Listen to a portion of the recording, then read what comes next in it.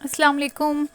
ہم نے 281 تک جو ہے سورۃ بقرہ کر لی تھی، تو اب جو ہے ہم 282 سے سٹارٹ کریں گے انشاءاللہ تعالیٰ. اس لیکچر کے اندر جو ہے نا سورۃ بقرہ ختم ہو جائے گی. یا ایھا الذین آمنوا اذا تداینتم بدین الی اجل مسمى فاکتبوہ. اے لوگوں جو ایمان لے کر آئے ہو، جب بھی تم نے لین دین کا کام کرنا ہے تو ایک مدت تک کے لیے فاکتبوہ، تو اسے تم لکھ لیا کرو. وَلْیَکْتُب بَیْنَکُم کاتبٌ، اور تمہیں چاہیے کہ تم ایک کاتب کو بھی اپنے ساتھ رکھو. بالعدل، انصاف، جو انصاف کرے. اے لوگوں جو ایمان لائے ہو، جب کسی مقرر مدت کے لیے تم آپس میں قرض کا لین دین کرو تو اسے لکھ لیا کرو. فریقین کے درمیان انصاف کے ساتھ ایک شخص دستاویز تحریر کرے. وَلَا یَأْبَ کَاتِبٌ أَن یَکْتُبَ کَمَا عَلَّمَہُ اللَّہُ فَلْیَکْتُب. اور اس میں اللہ تعالیٰ فرما رہے ہیں کہ کاتب ہے نا، اس کو انکار نہیں کرنا چاہیے. اس کو اللہ تعالیٰ نے علم دیا ہے تو اس کو چاہیے کہ وہ اس کو استعمال کرے.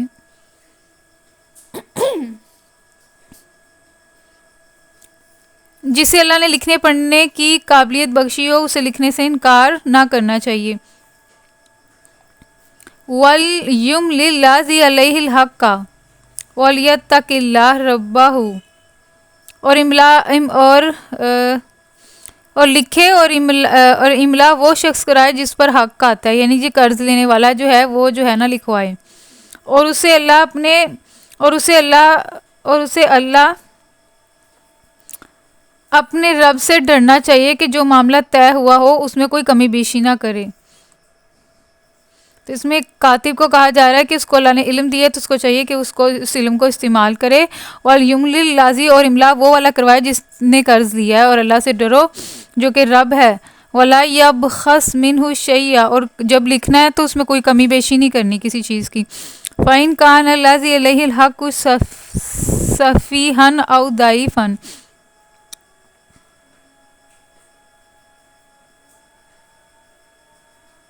لیکن اگر قرض لینے والا خود نادان ہے یا ضعیف ہے یا املا نہ کرا سکتا ہو تو اس کا ولی انصاف کے ساتھ املا کروائے. سفیہن نادان ہو، او یا ضعیفن یا ضعیف ہو، او لا یستطیع، یا پھر وہ ان یملا، یا وہ املا نہ کرا سکتا ہوا. فلیملل ولی، تو اس کا جو ولی ہے وہ املا کروا سکتا ہے بالعدل، انصاف کے ساتھ. واستشہدوا شاہدین،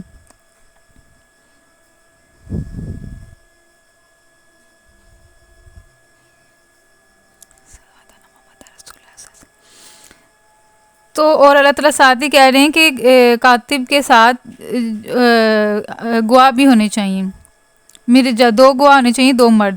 فَإِن لَمْ يَكُونَا رَجُلَيْنِ، تو پس اگر تم میں 2 مرد نہ ملیں، فَرَجُلٌ، تو ایک مرد ہوگا اور جو دوسرا مرد ہے اس کی جگہ 2 عورتیں ہوں گی. وَامْرَأَتَانِ مِمَّن تَرْضَوْنَ مِنَ الشُّهَدَاءِ أَن تَعْدِلَ إِحْدَاهُمَا. کیوں 2 ہونی چاہیے؟ تاکہ اگر کوئی ایک بھول جاتی ہے فَتُذَکِّرَ، تو یاد کرا دے، إِحْدَاهُمَا الْأُخْرَى، تو دوسری جو ہے وہ اس کو یاد کروا دے.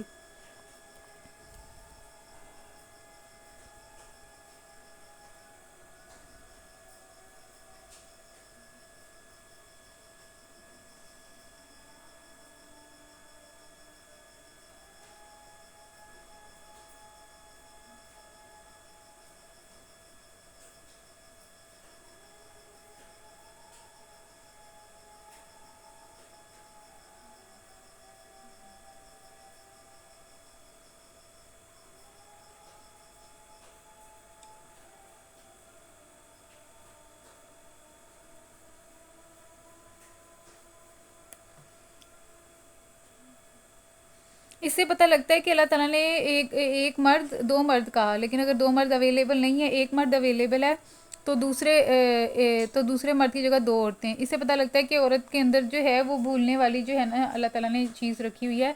اور اس کے پیچھے بھی وجہ یہ ہے کہ کیونکہ ہر کوئی انسان جو ہے وہ عدل، انصاف، برابری چاہتا ہے. تو اللہ تعالیٰ نے فرمایا ہے، پیچھے ہم نے آیت میں پڑھا ہے کہ مرد کو ایک درجہ، عورت پہ جو ہے فضیلت دیا گیا ہے، ایک درجہ اوپر ہے. اور دوسرا یہ کہ اور بھی بہت سارے حالات ہوتے ہیں جس کو فیس کرنا ہوتا ہے، تو اس کے لیے جو ہے اس لیے اللہ تعالیٰ نے جو ہے نا بھولنے والی چیز رکھی ہے تاکہ اس کو برداشت کرنے میں آسانی ہو جائے۔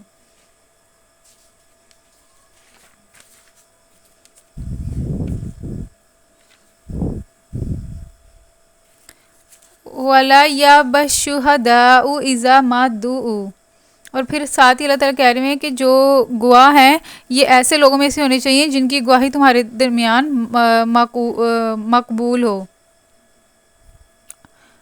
أَن يَكْتُبُوهُ صَغِيرًا أَوْ كَبِيرًا إِلَىٰ أَجَلِهِ، بلکہ اس کے پیچھے ہوگی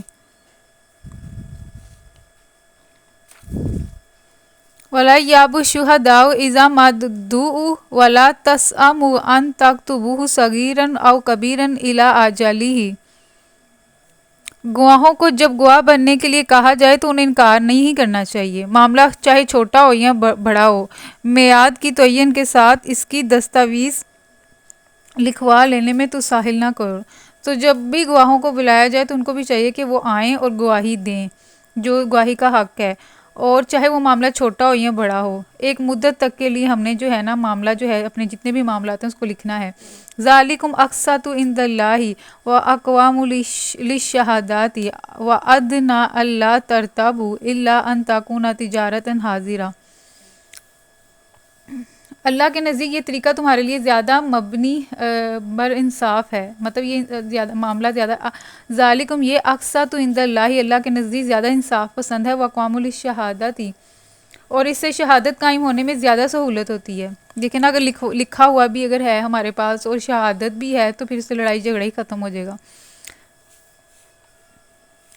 اور تمہیں شکوک و شبہات میں مبتلا ہونے کا امکان بھی کم رہ جائے گا۔ ہاں جو تجارتی لین دین 10 ب 10 تم آپس میں کرتے ہو، لیکن اگر ایسا تجارتی معاملہ ہے جس میں پیسے دی اور چیز لے لی، تو پھر اس میں اگر نہ بھی تم لکھو تو اس کو نہ لکھا جائے تو کوئی حرج نہیں، اس میں کوئی حرج نہیں ہے، کیونکہ اس میں تو فوراً جو ٹرانزیکشن ہو رہی ہوتی ہے، مطلب لین دین جو ہے وہ فوراً ہو رہا ہو، تو پھر اس میں لکھنے کی یا گواہی کی ضرورت نہیں ہے۔ وَأَشْهِدُوا إِذَا تَبَايَعْتُمْ وَلَا يُضَارَّ كَاتِبٌ وَلَا شَهِيدٌ وَإِن تَفْعَلُوا فَإِنَّهُ فُسُوقٌ بِكُمْ، مگر تجارتی معاملہ طے کرتے وقت گواہ کر لیا کرو، کاتب اور گواہ کو ستایا نہ جائے۔ دیکھیں اللہ تعالیٰ کہہ رہے ہیں جب تجارتی معاملہ ہو تو پھر نا گواہ جو ہے وہ آپ رکھ لیا کرو، کاتب بھی رکھ لیا کرو، لیکن اب جو کاتب اور گواہ جو ہیں آج کل کون کیوں نہیں بننا پسند کرتا کوئی گواہ، کیونکہ گواہوں کو پھر بعد میں تنگ کیا جاتا ہے، دھمکی بھی دی جاتی ہے، تو اللہ تعالیٰ کہہ رہے ہیں کاتب اور گواہوں کو ستایا نہ جائے، اگر کوئی ایسا کرے گا تو وہ گناہ کا ارتکاب ہوگا اس کا، تو گناہوں کا ارتکاب کرو گے، اللہ کے غضب سے بچو، وہ تم کو صحیح طریقے عمل کی تعلیم دیتا ہے اور اسے ہر چیز کا علم ہے۔ یہی اللہ تعالیٰ کہہ رہے ہیں وَأَشْهِدُوا إِذَا تَبَايَعْتُمْ وَلَا يُضَارَّ كَاتِبٌ وَلَا شَهِيدٌ، تو نہ تکلیف دو کاتب کو نہ گواہ کو، وَإِن تَفْعَلُوا، اگر کوئی تم میں سے ایسا کرے گا فَإِنَّهُ فُسُوقٌ بِكُمْ، تو اس نے بہت بڑا گناہ کیا، وَاتَّقُوا اللَّهَ، اللہ سے ڈرو، وَيُعَلِّمُكُمُ اللَّهُ، تو اللہ تمہیں تعلیم دیتا ہے صحیح طریقے کی، وَاللَّهُ بِكُلِّ شَيْءٍ عَلِيمٌ، اور اللہ تعالیٰ ہر چیز کا علم رکھنے والا ہے۔ وَإِن كُنتُمْ عَلَىٰ سَفَرٍ وَلَمْ تَجِدُوا كَاتِبًا فَرِهَانٌ مَّقْبُوضَةٌ، اب یہ ساری جو پیچھے والی جو 3-4 پیجز ہم نے پڑھے ہیں وہ سارے جو ہیں بہت اچھے ہیں ہمارے مطلب کہ لین دین کے بارے میں، پہلا جو ہے خرچ کے بارے میں آیا، پھر سود کے بارے میں، اور جو ہے اب آ رہا ہے گواہی کے بارے میں اور کاتب کے بارے میں، اور اب جو آ رہا ہے وہ رہن کے بارے میں آ رہا ہے کہ اگر کوئی تم میں سفر میں ہو اور اس کے پاس اگر تم سفر کی حالت میں ہو اور دستاویز لکھنے کے لیے کوئی کاتب بھی نہ ملے تو رہن تم جو ہے نا وہ رکھوا سکتے ہو۔ رہن کا مقصد صرف یہ ہے کہ قرض دینے والے کو اپنے قرض کی واپسی کا اطمینان ہو جائے، مگر اسے اپنے دیے ہوئے مال کے معاوضے میں شے مرہونہ سے فائدہ اٹھانے کا حق نہیں، کیونکہ یہ سود ہے، مطلب جو چیز اس نے رہن رکھوائی ہے تو اس کو وہ استعمال نہیں کر سکتا، کیونکہ وہ تو ضمانت کے طور پہ رکھوائی ہے، اس کو یقین دلانے کے لیے کہ اس سے جو قرض لیا وہ واپس کیا جائے گا۔ فار ایگزامپل اگر کوئی جانور رہن لیا گیا ہو تو اس کا دودھ استعمال کیا جا سکتا ہے اور اس سے سواری، لیکن اس سے اور اس سے سواری اور بار برداری کی خدمت لی جا سکتی ہے، کیونکہ یہ دراصل اسے چارے کا موضع ہے۔ اچھا، تو اگر کوئی بندہ سونا اگر چاندی رکھوائے تو پھر تو اس کو استعمال نہیں کیا جائے گا، لیکن اگر جانور رکھواتا ہے ضمانت کے طور پہ تو اس کا دودھ بھی پیا جا سکتا ہے اور اس کی سواری بھی کی جا سکتی ہے۔ کیوں؟ کیونکہ جانور تو بھوکھا رہے گا، تو اس کی بھوک کو مٹانے کے لیے جس کے پاس ایز اے ضمانت رکھوایا گیا وہ چارہ نہیں دے رہا، تو چارے کا یہ پھر موضوع ہو جائے گا جو اس جانور کو کھلاتا ہے۔ یہ رہن کے بارے میں آیت ہے۔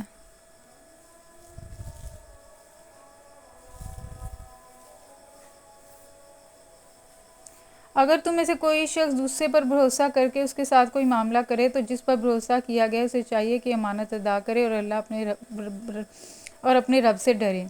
لیکن اگر کوئی بندہ جو ہے وہ یقین کر کے آپ کی مشکل دیکھ کے آپ کو کوئی چیز دے دیتا ہے آپ کی ضرورت کی، تو آپ کو چاہیے کہ اس کے بھروسے کا جو ہے مان رکھا جائے اور اس کی وہ جو چیز جو آپ نے لی ہے مشکل وقت میں اس کو واپس کی جائے۔ یہ امانت ہے اور اللہ تعالیٰ سے ڈرنا ہے۔ فَلْيُؤَدِّ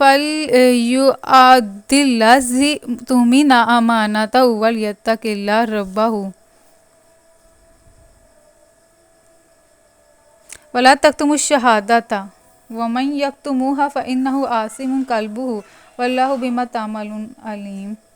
اگر تم میں سے کوئی شخص دوسرے پر، یہ تو اس کا ہے نا کہ اگر فَإِنْ آمِنَ بَعْضُكُمْ بَعْضًا، اگر کوئی ایک دوسرے کے اوپر بھروسہ کرتا ہے، فَلْيُؤَدِّ الَّذِي، تو اس کو چاہیے کہ اوتی میں جس کے اوپر بھروسہ کیا گیا ہے امانتہ، تو اس کو امانت سمجھے، اور اس کو واپس بھی اس نے کرنا ہے امانت سمجھ کے، ولیتق اللہ، اللہ سے ڈرنا ہے، رب جو اس کا رب ہے، ولا تکتموا الشہادۃ، اور شہادت ہرگز نہ چھپاؤ، جو شہادت چھپاتا ہے اس کا دل گناہ میں آلودہ ہے۔ اس کا مطلب ہے کہ اگر ہم نے گواہ ہے کسی چیز کے تو اس کو ہم نے ٹھیک ویسے بتانا ہے، اسے چھپانا نہیں ہے۔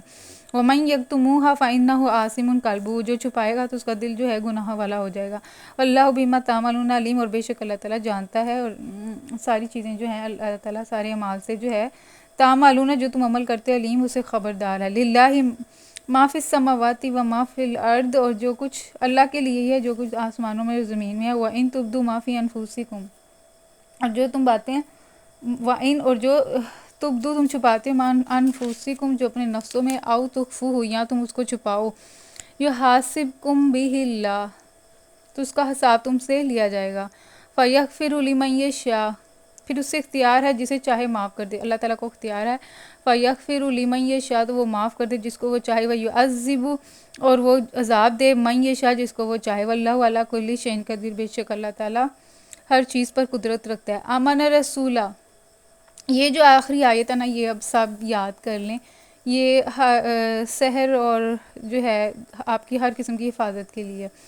آمن رسول بما انزل علیہ من ربہ والمؤمنون کل آمن باللہ وملائکتہ وکتبہ ورسلہ لا نفرق بین احد من رسلہ وقالوا سمعنا واطعنا غفرانک ربنا والیک المصیر۔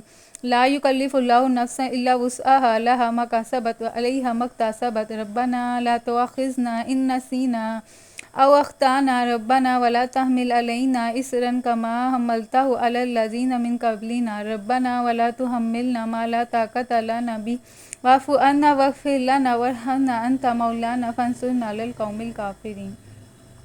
اس کا ترجمہ بھی دیکھ لیتے ہیں۔ رسول اس ہدایت پر ایمان لایا ہے جو اس کے رب کی طرف سے اس پر نازل ہوئی ہے۔ آمن رسول ایمان لایا ہے بیما اس پر جو انزل نازل کیا علیہ اس پر من ربی اس کے رب کی طرف سے، والمؤمنون اور سب ایمان لانے والے۔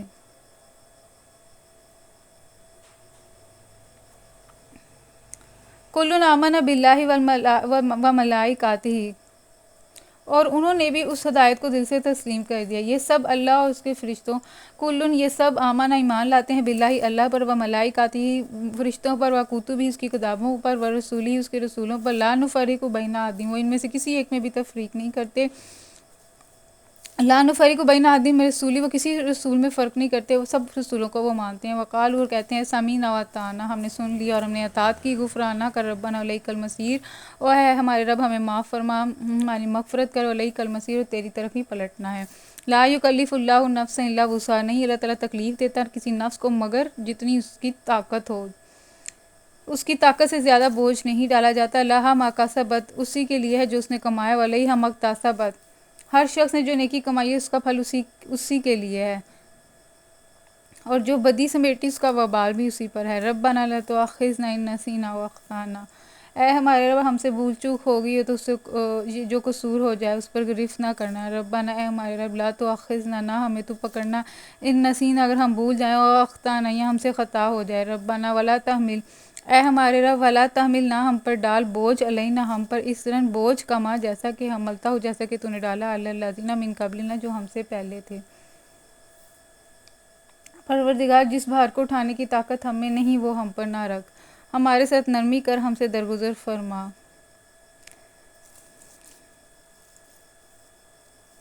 ربنا ولا تحمل ما لا طاقت لنا به، اور ہمارے رب ہم پر بوجھ نہ لا جس کا ہم طاقت نہیں رکھتے. واعف، ہم سے معاف فرما، ہم سے نرمی کر. واغفر لنا، اور ہمیں درگزر کر. وارحمنا، ہم پر رحمت فرما. انت مولانا، بے شک تو ہمارا مولا ہے.